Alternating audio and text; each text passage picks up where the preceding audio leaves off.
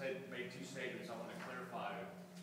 Talking about the cost of the impact study, the feasibility study. First, he's implied that that the development board was paying for it, but then he used the term public money. So who is paying for this, and is this an absolute? I believe it's If you'd like to answer that, you may not. The money that would be spent for those studies came from land sales from the Hiawassee River Industrial Park and the Place of Bradley. We have the Industrial Development Board takes that money and puts it in account for future development. So there's somewhere in there that $250,000 to $300,000 left in that account. That was the money that we used in the Whirlpool project to do similar studies. So when I say public money, since the industrial parks were purchased with public money, that's public money, which is not the industrial board's money. It's cared for by the industrial board on behalf of the city of the county. That clarifies that. So it is public money. So we're paying for the feasibility study when we're done. That's our money. I just wanted to clarify that. I also wanted to know who here has actually gone and walked on that property and looked at it from from an on-site perspective. I have. And when you looked at it, I actually went to the top of the ridge and looked at it and drove the surrounding area. The development costs there, I also talked to a friend of mine that does some development in Hamilton County. I don't see how that property can be developed for that kind of money. I just don't see it. The costs that you're talking about, I could be wrong. I don't see that. I see a lot more than what they're talking about as far as the cost projections for doing this project. This is county money. This is taxpayers' money. This is not a gambling, this is not a casino that we're going to go in and roll the dice. This needs to be looked at from the perspective is what happens. Have we kind of forgotten that we're in a recessionary, depressionary era right now? I don't know if any of you do. I don't see any short term coming out of this. I don't see it. Maybe I'm wrong. I doubt it. But I don't see it. I don't see how you can put the taxpayers of Bradley County on the hook for this. Because what happens when this thing doesn't work, everyone here will be answerable for that. But we'll be paying for it, including you, because you pay taxes also. I just don't get this. I did a small amount of research last night on the internet about industrial business parks. I would like anyone else to do the same. In fact, I would have a lot more material, but my printer ran out of ink. Okay.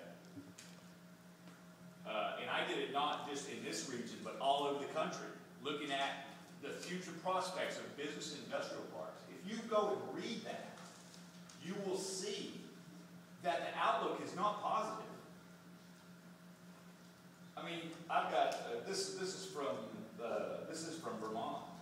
The gentleman who's been doing this for 15 years says that they have never seen business this bad in the 15 years he's been doing it.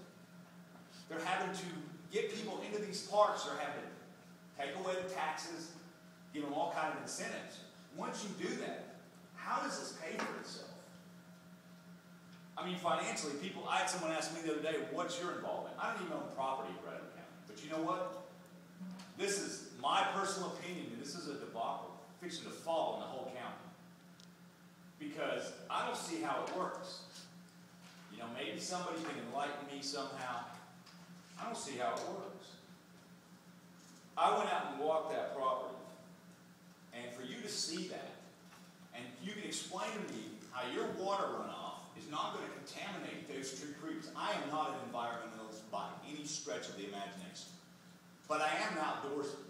I do fish, I do hunt, and I understand the ramifications of this type of development.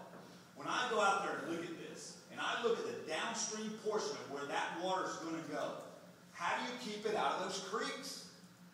That one creek is the 5th cleanest waterway in the state of Tennessee. How do you prevent this from happening? Both those creek bases are off that land downstream. I don't see how it happens. I just don't. I don't see how you can control the water. I don't see how you don't contaminate those communities. I was on that road that you're talking about. You might be able to pass 2 Priuses by each other, but you're not going to pass 2 F-50s by each other. You know, they'd be knocking mirrors. I mean, that area out there is not developed for this. And when I look at that and drive through it, I've never been out there, I have to say. But when I go out there and look at it and I see it, I understand why they wouldn't want this. You know, and I'm not, you know, and I'm tired of this apologizing. I'm not against jobs. You know what? 5 minutes are up. I'm moving to extend it. I mean, I'm not going to apologize for my views, and I'm not going to apologize that someone might perceive me as being anti-job or anti-development. No, because you know what? I'm for the people of this county. That's right. And what I perceive, in my opinion, as the best for the people in this county. And I don't see this, you know? I don't see it. You know what? There's this group of people over here who are against it because of the environmental and how it will impact their community. There's people that don't understand how it can work monetarily. And then there's another group that's pushing it, you know? We do this because we have a fear of what's going to happen. They do this because there's monetary gain. You know, there's none of us here that make anything. You didn't make anything. I didn't. They didn't. You know what? But we're concerned. And we would just like to have y'all look into this further. This aspect that we have to buy this property because there's some date is ridiculous. Yep. That property's been sale for how many years? You know what? Why didn't somebody tell me why right across the interstate? Why don't we use that property that's already flat? I've had people in this community offer to show me property that's readily available. That is, you know, the initial cost is more, but it looks like once you develop that, the cost per acre is less. I don't like being pushed into something. I don't like to see us pushed into something. I don't like this deadline situation. You know what? If you miss an opportunity to buy this property, maybe that's for the best. Yep. But when somebody's had something for 6 years and you've got a recessionary situation on your hands, I don't think it's going anywhere. And the other thing I don't understand is if that's such a good deal, why don't they develop it? Why isn't the property owner developing that? Maybe he knows a little bit more than what we know. Maybe he knows from what I read is that these things never work. Industrial parks and business parks don't make money. Why do you think all the developers that did that throughout the country, there's only one left and they only build a suit? Nobody does prospective, we're going to do this and sell it later. Nobody. Nobody. Why? Maybe it's because it's not that viable. And when you start giving tax incentives to get people in there, where do the revenues come from to pay for it?